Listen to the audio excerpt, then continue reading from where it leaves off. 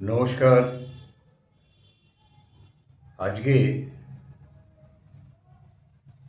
আমি শরৎচন্দ্রের একটি বিশেষ উপন্যাস, যেটা ব্রিটিশ সরকার নিষিদ্ধ করেছিল, সেই উপন্যাস পথের দাবি। আর অনেকেই মনে করেন, একটা ধারণা আছে যে পথের দাবির নেতাজি সুভাষচন্দ্রকে দেখে লেখা। না, এই ধারণাটা ঠিক নয়। পথের দাবি মহাবিপ্লবী রাসবিহারী বসুকে নিয়ে লেখা। আর এটাও ঠিক যে এই রাসবিহারী বসু একে সুভাষচন্দ্রের উত্তর পূর্বসূরি এবং গুরুও বলা যেতে পারে। সুভাষের হাতে আইএনএ রাসবিহারী বসুর তৈরি, এবং রাসবিহারী বসু সুভাষের হাতে এই আইএনএর ভার দিয়ে যান, পতাকা হস্তান্তরিত করেন, জাপান সরকারের সঙ্গে কথা বলে যুদ্ধের প্রস্তুতি এবং ক্ষেত্র প্রস্তুত করেন সুভাষের অনুকূলে, সর্বতোভাবে সাহায্য করেছিলেন। সেই রাসবিহারী বসুর যে এদেশ থেকে জাপানে চলে যাওয়া, সেই পদ্ধতিতে সুভাষবাবু এদেশ থেকে চলে গিয়েছিলেন। আমাদের নেতাজি সুভাষচন্দ্র এদেশ থেকে চলে গিয়েছিলেন। কিভাবে কি হয়েছিল সেই ব্যাপারটা আলোচনা করব, এবং পথের দাবির সঙ্গে সম্পর্কটা কি সেটাও বলবো। প্রথমে বলি, পথের দাবি ডাক্তার সব্যসাচী মল্লিক, এই যে পথের দাবির নায়ক, তিনি রাসবিহারী বোস, তার একটা ছায়া বা প্রতিকৃতি বলা যেতে পারে। পথের দাবি ও বিপ্লবী রাসবিহারী বসু, শরৎচন্দ্র চট্টোপাধ্যায়ের পথের দাবি, এটা প্রকাশ ও রচনা, বইটা লেখা হয়েছিল 1922 থেকে 1926 সালের মধ্যে। এই সময়টা ধরে পুরোটাই দীর্ঘ সময় ধরে লিখিত বই, অসম্ভব। যারা এই বইটা হাতে পড়ার সুযোগ হয়নি তারা একটু পড়ে নিতে পারেন। 1926 সালের 31শে আগস্ট 1333 বঙ্গাব্দ ভাদ্র মাসে এই বইটি ছাপা হয়, মানে এই বইটা আপনার প্রিন্টেড হয়ে বেরোয় বাইরে। প্রথমে বঙ্গবাণী পত্রিকা ধারাবাহিকভাবে প্রকাশিত হয়েছিল, পরে বই আকারে প্রকাশ করেন তিনিও স্বনামধন্য মানুষ, উমাপ্রসাদ মুখোপাধ্যায়। উমাপ্রসাদ স্যার আশুতোষের তৃতীয় পুত্র। উমাপ্রসাদ বিশাল পণ্ডিত মানুষ, তিনি এই বইটি প্রকাশনা করেন। কলকাতার ভবানীপুরের কটন প্রেস থেকে পথের দাবি প্রকাশিত হয়েছিল। তখনকার দিনে দাম ছিল 3 টাকা, মানে বেশ দামি বইয়ের মধ্যেই পড়ে। বিপ্লবী রাসবিহারী বসু 1915 সালে ব্রিটিশ সরকারের গ্রেপ্তারি এড়াতে ভারত ছেড়ে বাইরে চলে যান। 12ই মে 1915 কলকাতার খিদিরপুর বন্দর থেকে, আপনারা দেখুন পথের দাবি ডাক্তারের সঙ্গে কি অসম্ভব মিল, বন্দর থেকে শানুকিমারু নামক জাপানি জাহাজে চড়ে বসেন ছদ্মবেশে। আর ছদ্মবেশের একটা অদ্ভুত মজা ছিল জানেন, কারণ পথের দাবি সব্যসাচীও অসম্ভব ভালো ছদ্মবেশ ধারণ করত। তার সেই গিরিশ মহাপাত্রের ছদ্মবেশ মানে কল্পনাই করা যায় না, যাতে নিমাইবাবুর মতো দক্ষ পুলিশ অফিসার অপূর্বর কাকা, যার হাত থেকে তিনি ছাড়া পেয়ে যান। তো ছদ্মবেশে তিনি নিজেকে রবীন্দ্রনাথ ঠাকুরের দূর সম্পর্কের আত্মীয় রাজা P.N. টেগোর বলে পরিচয় দেন। প্রিয়নাথ ঠাকুর, রবীন্দ্রনাথ এটা জানতেন। রবীন্দ্রনাথের অনুমতিক্রমেই রাসবিহারী বসু রাজা প্রিয়নাথ ঠাকুর নাম গ্রহণ করেছিলেন। বিপ্লবকে রবীন্দ্রনাথ অসম্ভবভাবে সহায়তা করেছিলেন। একদল মানুষ আছেন যারা বলে তৃপ্তি পান যে রবীন্দ্রনাথ ইংরেজ ঘেঁষা ছিলেন, সেভাবে কিছু করেননি। আচ্ছা, তিনি সিঙ্গাপুর থেকে জাপানে যান এবং মে মাসে ইন্ডিয়ান ইন্ডিপেন্ডেন্ট লীগ আর আইএনএ ন্যাশনাল আর্মি এদের প্রতিষ্ঠা করেন। 1942 সালের জুন মাসে ব্যাংকক সম্মেলনে রাসবিহারী বসু সুভাষচন্দ্রের হাতে আইএনএর দায়িত্ব অর্পণ করেন, এবং 1943 সালের জুলাই মাসে নেতাজির হাতে সংগঠনটি পুরোপুরি হস্তান্তর করেন।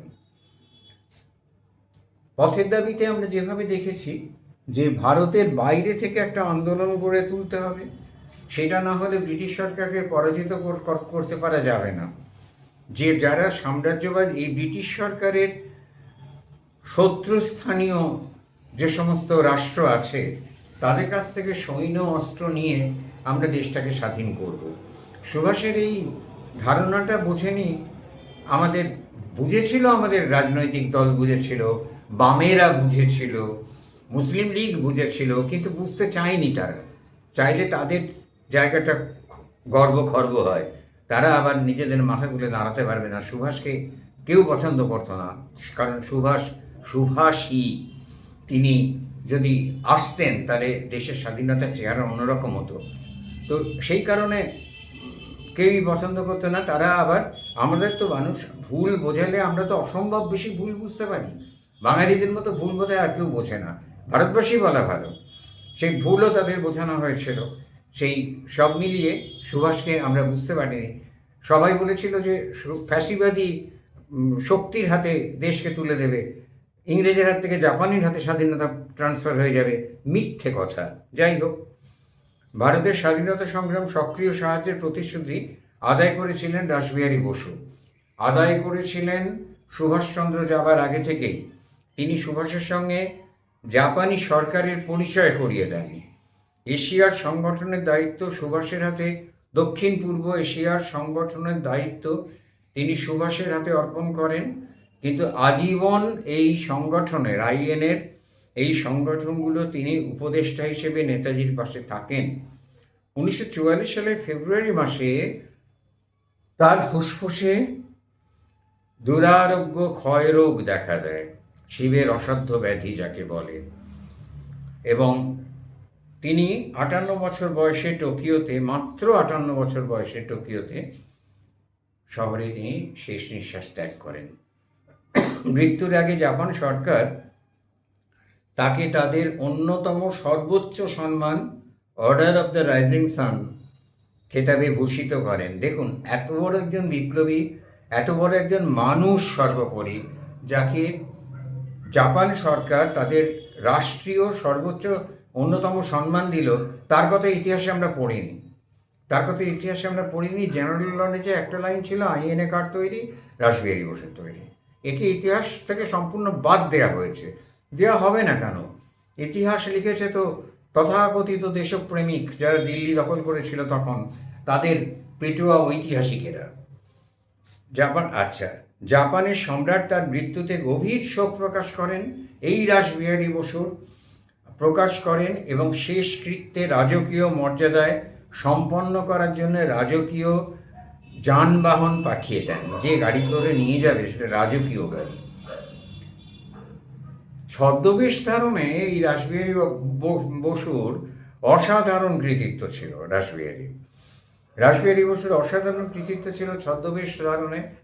পথের দাবি সব্যসাচী মল্লিককে আমরা দেখেছি অসাধারণ কৃতিত্ব। তার সেই সাম্পানের চট্টগ্রামী দুর্বৃত্ত মাঝি সেজে আসার সাংঘাতিক একটা ক্ষমতা ছিল। সেজে এসেও ছিলেন ভারতীকে নিয়ে যাবার জন্য। রাসবিহারী ঘোষও মাঝি সেজে পালিয়েছিলেন। এছাড়া তিনি দরবারা সিং বলে নিজেকে পরিচয় দিয়ে পাঞ্জাবি সেজেছিলেন। দরবারা সিং ভবঘুরে সাধু সাজতেন প্রায়ই, আর সাধারণ হিন্দিভাষী বাবু সতীশচন্দ্র সেজে বেড়াতেন। গদর আন্দোলনে ব্রিটিশ সেনা অফিসার সেজেছিলেন, ছদ্মবেশ ধারণ করেছিলেন। তো এই মানুষটির সঙ্গে আমাদের পথের দাবির সব্যসাচী মল্লিকের চরিত্রের প্রচুর গুণ রয়েছে। শরৎচন্দ্র এই পথের দাবি লিখেছিলেন রাসবিহারী বসুর এই অবস্থাটা অবস্থান, তার এই ক্ষমতার কথাকে কেন্দ্র করে। আর আমাদের দেশে কিন্তু পথের দাবি যখন নিষিদ্ধ হয়, খুশি হয়েছিল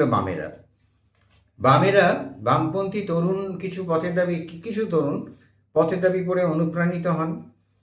কিন্তু বেশিরভাগ বামপন্থী বুদ্ধিজীবীদের মতে এই উপন্যাসের বিপ্লবীরা প্রধানত মধ্যবিত্ত, সেটা তাদের দোষ। এগুলো ছিল বুর্জোয়া জাতীয়তাবাদী এবং রোমান্টিক বিপ্লবের ধারা।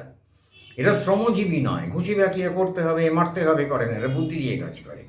সুতরাং এরা বুর্জোয়া, যা শ্রমজীবী ও কৃষক শ্রেণীর সমাজতান্ত্রিক বিপ্লব বা মার্ক্সীয় দর্শনের থেকে অনেকটাই আলাদা। আমাদের দেশের বুদ্ধিজীবীদের পৃথিবীতে যা কিছু মার্ক্সীয় দর্শন থেকে আলাদা তাই পরিত্যাজ্য। মানতে হবে শুধু একমাত্র কার্ল মার্ক্সকে। হ্যাঁ, তিনি মহান, বিশাল একটা থিওরি দিয়ে গেছেন, সব কিছু ভালো বলে, খুব ভালো, কিন্তু ওই সাম্যবাদ পৃথিবীতে কোনো দিন আসবে না, কোনো দিন আসবে না। আসেনি বলেই রাশিয়াতে গ্লাসেনস্ট পেরেস্ট্রোইকা হয়েছে, আসেনি বলেই চীন এখন মার্কেট ইকোনমি, বাজার অর্থনীতি গ্রহণ করেছে, আসেনি বলে কিউবা থেকে পরিত্যক্ত হয়েছে। সমস্ত জায়গা থেকে ধীরে ধীরে আস্তে আস্তে আস্তে আস্তে লোকে সেটাকে পরিবর্তন করে কিছুটা সাম্যবাদ সব কিছু মিলিয়ে করে নিচ্ছে। সে যাই হোক, কিন্তু এই বামপন্থীরা পথের দাবির উপন্যাসটিরও বিরোধিতা করেছিল, তারা এই উপন্যাসটাকে মেনে নেয়নি। আসলে যা কিছু ভালো, যা কিছু সুভাষগন্ধী আন্দোলনের সঙ্গে সংশ্লিষ্ট, যা কিছু আমাদের স্বাধীনতার সঙ্গে ভারতের পক্ষে যা কিছু, সেটাই খারাপ। ভারত বিরোধী ঘটনাগুলো তাদের কাছে সবসময় গ্রহণীয় ছিল। পথের দাবিও তাই। বামপন্থী বুদ্ধিজীবী কাকে বলে আমি জানি না, বামপন্থী বুদ্ধিজীবীদের মতে তাই গ্রহণীয় ছিল না সম্পূর্ণভাবে। নমস্কার।